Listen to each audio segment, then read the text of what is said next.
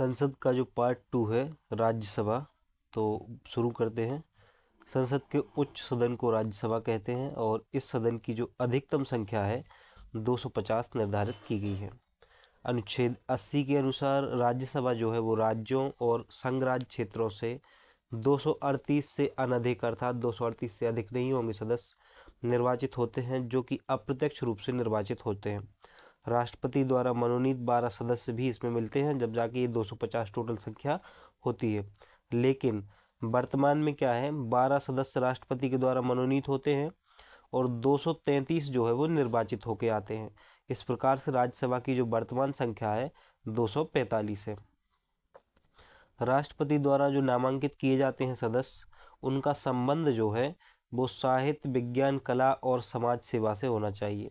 साहित्य, विज्ञान, कला और समाज सेवा के विशेष ज्ञान या व्यवहारिक अनुभव से हो।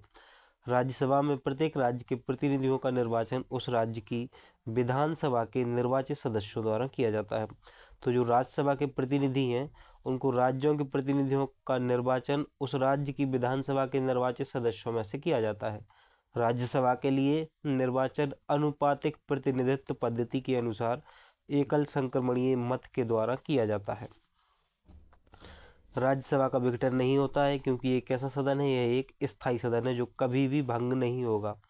राज्यसभा के यथासंभव निकटतम 1/3 सदस्य लोकसभा प्रत्येक 2 वर्ष की समाप्ति पर सेवानिवृत्त हो जाते हैं। तो राज्यसभा के जो 1/3 सदस्य हैं वो प्रत्येक 2 वर्ष में क्या हो जाते हैं, सेवानिवृत्त हो जाते हैं। इस प्रकार इसके सदस्यों का कार्यकाल 6 वर्ष का होता है। राज्यसभा का जो सभापति है राज्यसभा का सदस्य नहीं होता है।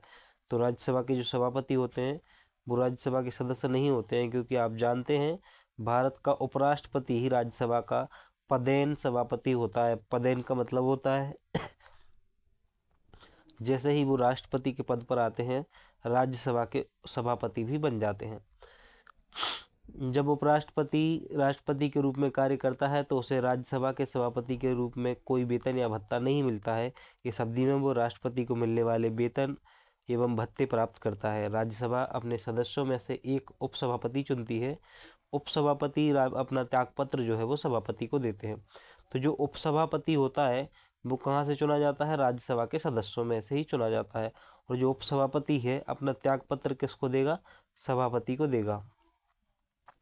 उपसभापति को राज्यसभा का बहुमत से पद से भी हटा सकती है। राज्यसभा अपने बहुमत से पद से हटा सकती है। जब सभापति का पद रिक्त हो तो उपसभापति उस पद के कर्तव्यों का पालन करेगा, और जब उपराष्ट्रपति को उसके पद से हटाने का कोई संकल्प विचाराधीन हो तब वह सभापति के रूप में पीठासीन नहीं होंगे। राज्यसभा में राज्यों को प्रतिनिधित्व उनकी जनसंख्या के अनुपात में दिया गया है। तो राज्यसभा की जो सीटें हैं अलग अलग राज्यों में वो किस आधार पर हैं, जनसंख्या के अनुपात में दी गई हैं। वर्ष 2003 में लोक प्रतिनिधित्व अधिनियम 1951 में संशोधन के माध्यम से यह व्यवस्था की गई है कि कोई भी व्यक्ति राज्यसभा के लिए कहीं से भी चुनाव लड़ सकता है, चाहे वह किसी भी राज्य के संसदीय क्षेत्र का पंजीकृत मतदाता हो। कहने का अर्थ ये है कि 2003 में लोक प्रतिनिधि अधिनियम 1951 में संशोधन किया गया और यह व्यवस्था कर दी गई कि आप देश में कहीं से भी राज्यसभा का चुनाव लड़ सकते हैं, चाहे आप किसी भी संसदीय क्षेत्र से पंजीकृत हों। अनुच्छेद 312 के तहत अखिल भारतीय सेवाओं का सृजन राज्यसभा की एकांतिक शक्ति है।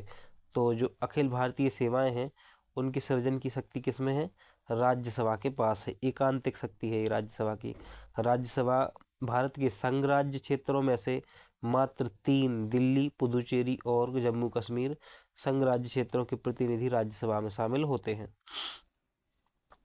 भारतीय संविधान की 4वीं अनुसूची में राज्यसभा के लिए राज्यों और संघ राज्य क्षेत्रों में सीटों के आवंटन का प्रावधान है। किस अनुसूची में है, तो ये है 4वीं अनुसूची में ऐसा प्रावधान है कि किस राज्य और संघ क्षेत्रों को कितना सीटें आवंटित की जाएंगी। किसमें, 4वीं अनुसूची में।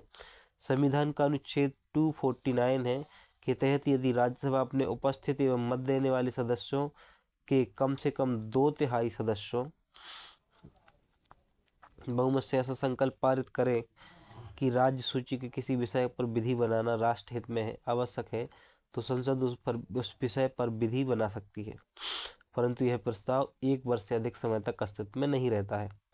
अनुच्छेद 250 के अनुसार आपातकाल की स्थिति में संसद को राज्य सूची में उल्लिखित किसी विषय के संबंध में भारत के संपूर्ण राज्य क्षेत्र या उसके किसी भाग के लिए कानून बनाने की शक्ति होती है, परंतु आपातकाल की समाप्ति के पश्चात 6 माह की अवधि से अधिक यह प्रावधान प्रभावी नहीं होता है।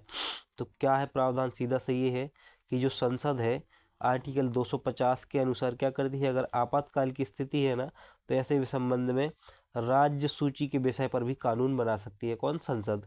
और ये कब तक रहता है? जब तक आपातकाल की समाप्ति के 6 माह से अधिक की अवधि तक नहीं रहता है।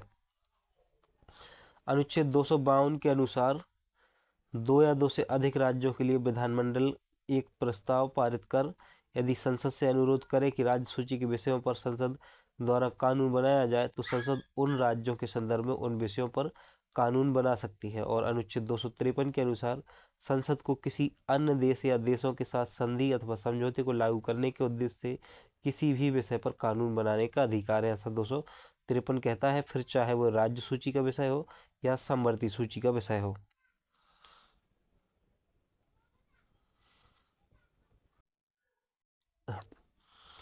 संसद की जो विधायी कार्य प्रणाली है, कार्य संचालन एवं विधायी प्रक्रिया है, उसको भी हम समझ लेते हैं। तो संसद देखो क्या है, उच्चतम विधायी संस्था है। सबसे महत्वपूर्ण अधिकार जो कानून बनाने का प्राप्त है, सर्वोच्च कानून बनाने का अधिकार जो प्राप्त है, वो संसद को ही है। संविधान में संशोधन का अधिकार भी संसद को ही प्राप्त है। और भारतीय संविधान के अनुच्छेद 368 के तहत संसद संविधान के किसी भाग में संशोधन कर सकती है। किस आर्टिकल के तहत? 368 के तहत।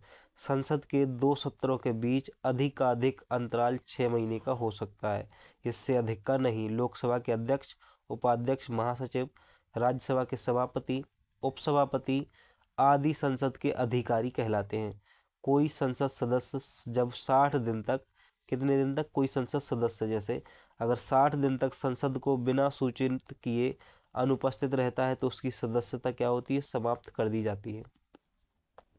भारतीय संविधान का अनुच्छेद जो 105 है, संसद के सदस्यों को विशेषाधिकार एवं उन्मुक्तियों को निर्धारित करता है। और अनुच्छेद 253 जो है, अंतर्राष्ट्रीय संधियों को संपूर्ण भारत में या उसके किसी भाग में लागू करने के लिए संसद राज्य सूची के किसी विषयों पर कोई भी कानून बिना किसी राज्य की सहमति के बना सकती है। लेकिन मुद्दा क्या होना चाहिए? अंतर्राष्ट्रीय संधियों से संबंधित होना चाहिए। तो आर्टिकल 253 के तहत संसद जो है वो राज्य सूची के किसी भी विषय पर कानून बना सकती है। सदन का अध्यक्ष किसी सदस्य को बोलने से रोककर अन्य को बोलने के लिए कह सकता है, यह बैठ जाना कहलाता है। क्या कहलाता है? यह बैठ जाना कहलाता है। सदन किसी सदस्य द्वारा वह जिस दल से चुनकर आया है उसका त्याग कर दूसरे दल में शामिल होना पक्ष त्याग कहलाता है, क्रॉसिंग द फ्लोर कहलाता है। शून्यकाल क्या होता है? भारत की संसदीय व्यवस्था की देन है शून्यकाल। भारत की संसदीय व्यवस्था की देन है शून्यकाल विश्व को। यह अधिकतम 1 घंटे का हो सकता है। लोकसभा में इस समय प्रश्नकाल के बाद सामान्यतः दोपहर में 12 बजे से 1 बजे तक रहता है शून्यकाल। पहले प्रश्नकाल फिर शून्यकाल। अनुच्छेद 109 का 1 के अनुसार धन विधेयक लोकसभा में पूरा स्थापित किया जाता है, राज्यसभा में नहीं। कोई विधेयक जिसमें केवल व्यय उल्लिखित है और अनुच्छेद 110 में निर्दिष्ट कोई विषय उसमें सम्मिलित नहीं है, तो उसे संसद के किसी भी सदन में प्रारंभ किया जा सकता है। इसे साधारण विधेयक कहते हैं। अर्थात जो अनुच्छेद 110 के अंतर्गत नहीं आता है और जिसमें व्यय उल्लिखित है ना, तो ऐसा क्या है? वो धन विधेयक के अंतर्गत नहीं आता है। और जो धन विधेयक नहीं है वो साधारण विधेयक है और किसी भी सदन में पेश हो सकता है। लेकिन जो धन विधेयक होता है वो सिर्फ लोकसभा में ही पूरा स्थापित होता है। लोकसभा द्वारा पारित धन विधेयक राज्यसभा द्वारा भी पारित मान लिया जाता है यदि उस पर राज्यसभा द्वारा 14 दिन तक कोई कार्यवाही नहीं की जाती है।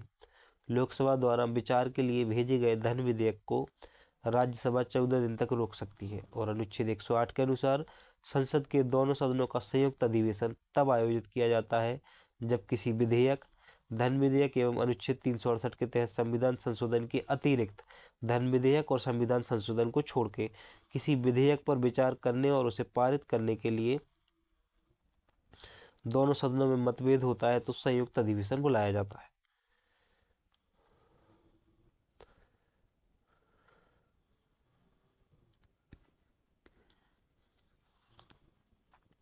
अनुच्छेद 118(4) के अनुसार लोकसभा का अध्यक्ष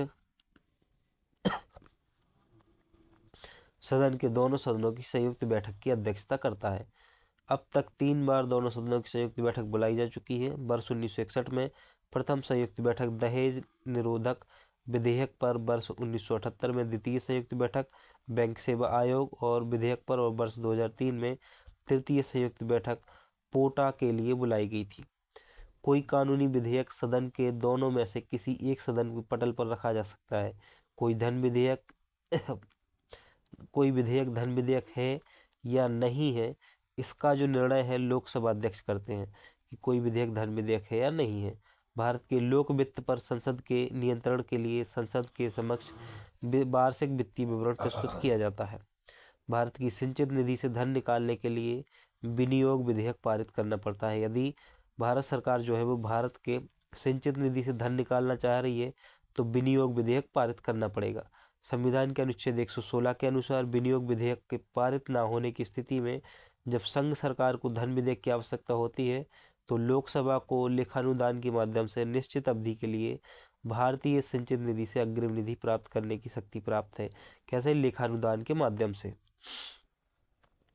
भारतीय संसद का सचिवालय राज्य सरकार से स्वतंत्र होता है। तो भारतीय संसद का जो सचिवालय है वो कैसा है? राज्य सरकार से स्वतंत्र है। और भारतीय संसद संसदीय समितियों के माध्यम से प्रशासन पर नियंत्रण करती है। इस प्रकार से हमारा जो संसद वाला टॉपिक है वह भी कंप्लीट हो गया है। अब हम नेक्स्ट टॉपिक पर पहुंचेंगे और अगले वीडियो में आपको सर्वोच्च न्यायालय और न्यायिक व्यवस्था से संबंधित वीडियो मिलेगा। तो मिलते हैं फिर नेक्स्ट वीडियो में। जय हिंद साथियों।